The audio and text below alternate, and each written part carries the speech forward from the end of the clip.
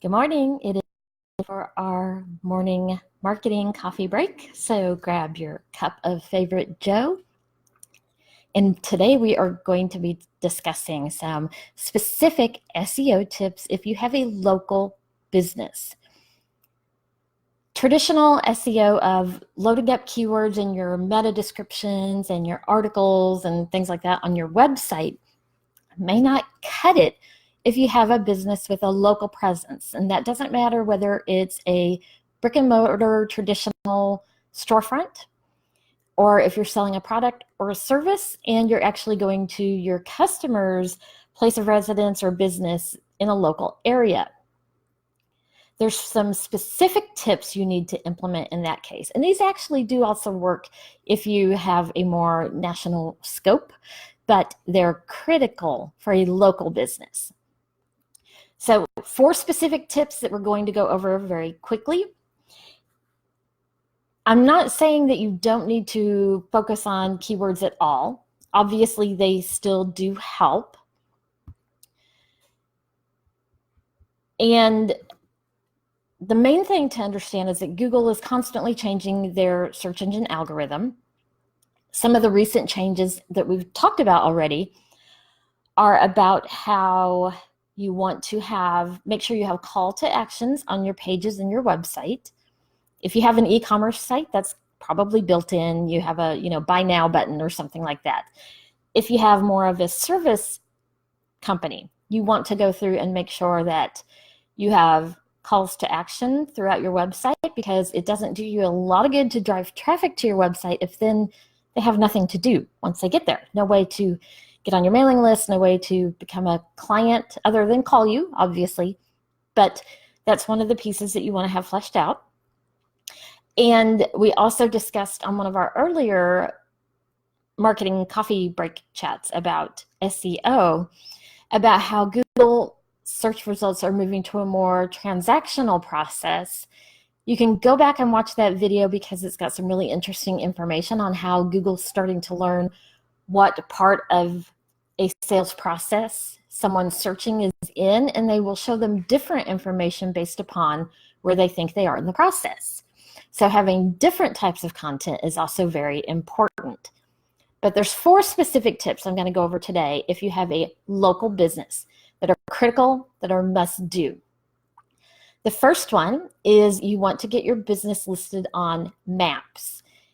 So Google Maps, obviously, if you want to be in Google search results, that is done through Google My Business. You also need to look at Apple Maps and others that you can find, Bing and Yahoo, basically any of the maps that you can get your business listed on will help you. And there's a reason for that, because more and more search for local business is being done on a phone or using a voice assistant. So the search is being done like, hey Google, tell me where blah, blah, blah is. Or, hey Siri, look up McDonald's. Having your business listed on the map, along with a service area that you provide services to if people don't come to your location, helps all of these different voice-activated search engines find your business and offer your listing to the people when they search. That can't happen if your business isn't listed on the map that they're using. Getting your business on Yelp also is key, because Siri uses Yelp a lot. Google obviously uses Google, but make sure that you get your listing on those key map sites, not just the business listing. The second step you want to do is make sure that your information is consistent and updated across all of your online profiles. Things can change, such as maybe you change your hours, or you may have moved, gotten a bigger location. When those things occur, you need to go through all of your social media profiles and online directory listings and map listings and of course your website. And make sure that those items are updated and they are consistent, because conflicting information can be just as harmful to your search results. I recommend, if you're going to start implementing some of these strategies and getting your business listed on multiple online platforms, that you make a document or a spreadsheet with the links to each of them, so that when you do make a change to your business, you're not having to randomly try to remember, which listings do I need to go change. You've got one list that you can keep updated. Anytime you find and add a new one, you can add the link to that list, and that way everything will be consistent. Also, if you update your logo or something else related to your brand, you'll want to go in and make the changes across all of your platforms so that your online presence is consistent and cohesive. Third recommendation, for your website, if you're changing your focus now to more and more people using a voice search, you also want to make sure that your website content is a bit more conversational. The search terms that people are using on voice search change up from those that they use on their keyboard. Some examples of this on your website: if normally you have my store shipping, you might consider changing or adding some of the phrasing of that page to be, does my store offer free shipping? Because that's the type of voice search that someone would be doing. You could also add some questions like, how long does a package take to arrive from my store? Filling out your FAQ pages and your shipping pages and other things like that with some more question-based, kind of like a question and answer format, can help your page then be found in those voice search results. So go through, you don't have to do this on all of your social media platforms, but definitely on your website. Go through and look at some of those types of pages. Think of the questions that people might be asking about your business and add some of that information. I've actually been going through on several of my clients' websites and plugging in some of that information to kind of move towards that. And you don't have to do it all at once. You can do it, on a weekly basis, a monthly basis, whatever you have time to do, but making those updates will be key moving forward from now, because already they show that around 60% of consumers have done a voice search about a local business to get more information. So more and more people using the mobile voice search to get that information.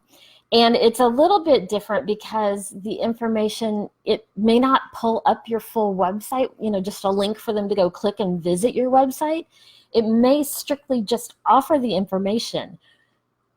And then it's up to the consumer to look further. Are they going to call you? Are they going to visit your website? So the search results themselves are changing a bit too, which is why it's important to get listed in these other directories with consistent information. So tip number 4, and this is one that a lot of people don't know about, but especially critical if you're doing Google pay-per-click advertising, but you can also go ahead and set this up initially. Even if you're not quite doing ads yet, you can start this process. And Google has a Google Guarantee badge that you can add to your listing, your website. Not everyone is doing that yet because they're not aware of it. It's relatively new. It's not real new. Sometimes Google's things take a while to, be implemented. But what you want to do is you actually do this through your Google ad account. If you don't have a Google ad account because you aren't running pay-per-click ads yet, you do want to go ahead and set it up so that you can do this. And again, it is only for local businesses right now because it is tied to a local services ad. What you want to do, you can just, if you want to Google Guarantee, you can find it. But what you do is you set up or go into your ads account, and there's a couple things you have to do. You have to prove your refund policy. and you have to prove your insurance coverage. And then a Google representative will review all of that information, and if you qualify for the program, you'll be accepted into the program, and then you have a badge that you can, it will be on your Google listing, and you can also add it to your website if you want. So again, 4 tips to optimize your business for voice search. Get on all the maps. Have your online listings consistent and cohesive across all of the platforms. Make your website content more conversational in answering those types of voice questions, and check into Google Guarantee. If you have questions about any of these tips or additional information that you'd like to see us cover, be sure to leave a comment down below and we will get your questions answered. Until next week, we'll see you then.